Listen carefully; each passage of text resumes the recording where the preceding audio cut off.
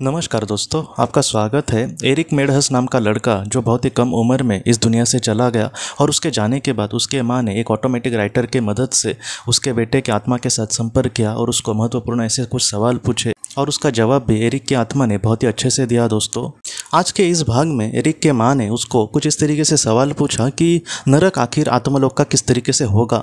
नरक क्या वैसा ही होगा जैसे पृथ्वी के लोग समझते हैं? पृथ्वी के लोगों ने नरक की अलग अलग धारणाएं बनाई रखी है, क्या नरक वैसे ही होता है? तब एरिक ने यह कहा है कि वो नरक वैसे नहीं होता जैसे पृथ्वी के लोग समझते हैं कि वहाँ पर आत्माओं को बहुत ही ज़्यादा दुख दिया जाता है।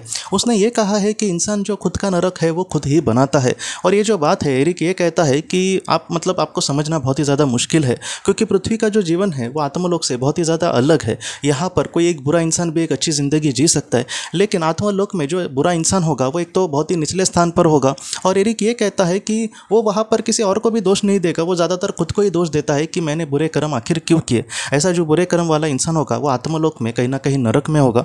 एरिक ये कहता है कि नरक एक ऐसा स्थान है कि जहाँ पर जो आत्मा होगी वो एक पल के लिए भी समाधानी नहीं रहेगी, वो एक पल के लिए भी खुश नहीं रहेगी, वो बहुत ही ज़्यादा पीड़ा में होगी। कहीं ना कहीं उसके जो कर्म है वही उसको पछतावा देंगे। और उसके बाद एरिक ये कहता है कि वहाँ पे पूरे तरीके से कहीं ना कहीं अंधेरा है और वहाँ पर आत्माएं खुशी से नहीं रहती। उनके साथ जो भी आत्माएं रहती है वो भी दुखी रहती है और एक ही कहीं ना कहीं उनके सामने मार्ग होता है कि यहाँ से निकलने का, कि वो कहीं ना कहीं अच्छा कर्म करे या फिर अपने पापों की सज़ा भुगतने के बाद उनमें धीरे धीरे विकास हो जाएगा। लेकिन एरिक ये कहता है कि सबसे बड़ा अगर नरक की बात करें तो पृथ्वी पर इंसान को जिस दुख से गुजरना वगैरह पड़ता है, तो इसी तरीके से नरक यातना इंसान को भुगतने पड़ते हैं। अगर पृथ्वी पर किसी ने बहुत ही ज़्यादा समझो बुरे कर्म किए तो उसका बहुत ही ज़्यादा पाप जमा होगा और उस पाप के जमा होने की वजह से वो पृथ्वी से समझो चला गया उस दुनिया में, तो वहाँ पर वो बहुत ही बुरे स्थान पर रहेगा। हो सकता है कि वहाँ पर उसको कोई डायरेक्टली दुख ना दे, लेकिन फिर भी वो खुशी से वहाँ पर नहीं रह पाएगा एक पल भी। और उसके बाद उससे परिस्थिति से निकलने के लिए, उस अंधेरे से निकलने के लिए उसको सर्वशक्तिमान ईश्वर के सामने कहीं ना कहीं प्रार्थना करनी पड़ेगी। और उसके बाद उसके सामने कुछ ऐसे रास्ते रखे जाएंगे कि पृथ्वी पर जाने के बाद तुम अपने पाप का फल भुगतो और बाद में तुम मुक्त हो जाओगे इस दुख से। कहीं ना कहीं एक अच्छे स्थान पर तुम्हारा आत्मलोक में तबादला हो जाएगा।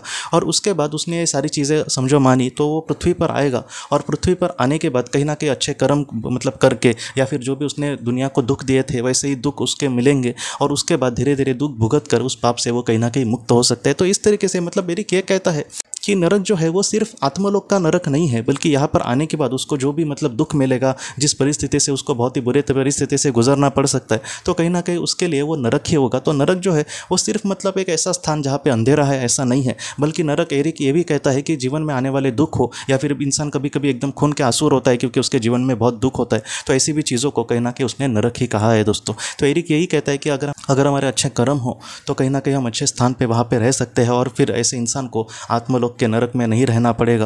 लेकिन बाद में सवाल ये भी उठता है दोस्तों कि पृथ्वी पर जो लोग दुखी है, क्या सारे लोगों ने बुरे कर्म किए होंगे? तो इसका भी जवाब एरिक ने कुछ इस तरीके से दिया है कि पृथ्वी पर हमारे सामने जो दुख आते हैं तो वो हमेशा इसलिए नहीं आते क्योंकि हमने कुछ बुरे कर्म किए हैं। बहुत बार हमारी जो आत्मा है वो अपने विकास के लिए या फिर जीवन में संघर्ष करने के लिए ऐसी चीज़ों का चुनाव करती है कि जहाँ पर उसको दुख से गुजरना पड़ सकता है और आगे कहीं ना कहीं हम उससे हमें अच्छा फल मिल सकता है या फिर हमारे आत्मा का विकास हो सकता है। तो इन सारी चीज़ों की वजह से इंसान के सामने दुख आ सकते हैं। यहाँ पे ऐसा भी सवाल कुछ लोगों को लग सकता है कि अगर हमारे सामने दुख है तो हमें कैसे पता चलेगा कि वो आखिर हमारे कर्मों की वजह से आ रहे हैं या फिर हमारा विकास हो इसलिए आ रहे हैं? तो इसका जवाब ढूंढने की मैं सच बोलूँ तो हमें ज़रूरत नहीं है। एक ना एक दिन इसका जवाब हमारे सामने ज़रूर आएगा। लेकिन दोस्तों, हम जितना हो सके इस दुख में भी अगर हम अच्छा कर्म करने की कोशिश करें, इस दुख में भी हम अच्छे विचार करने की कोशिश करें, क्योंकि मैंने ऐसे बहुत सारे लोगों को देखा है जो खुद बहुत ही ज़्यादा दुखी है लेकिन फिर भी वो लोगों के लिए कुछ करना चाह रहे या फिर लोगों के लिए कम से कम प्रार्थना कर रहे हैं। तो ऐसी जो चीज़ें हैं इंसान की सात्विकता बढ़ाती है। और ऐसा जो इंसान है एक बार अपने जीवन उद्देश्यों को पूरा करे, फिर से उसको पृथ्वी पर आना नहीं पड़ेगा और यहाँ का बाद में दुख भी भुगतने की ज़रूरत नहीं है। तो इस तरीके से अच्छे कर्मों से, अच्छे विचार से हमें अपने जीवन में आगे बढ़ना होगा दोस्तों। तो एरिक के माँ ने उसको और भी जो महत्वपूर्ण सवाल पूछे और एरिक ने उसका किस तरीके से जवाब दिया है, इसको हम अगले भी भाग में ज़रूर देखेंगे दोस्तों। तो दोस्तों, हम अपने अगले वीडियो में मिलते हैं। आप अपने परिवार का ख्याल रखना। आपका बहुत बहुत धन्यवाद।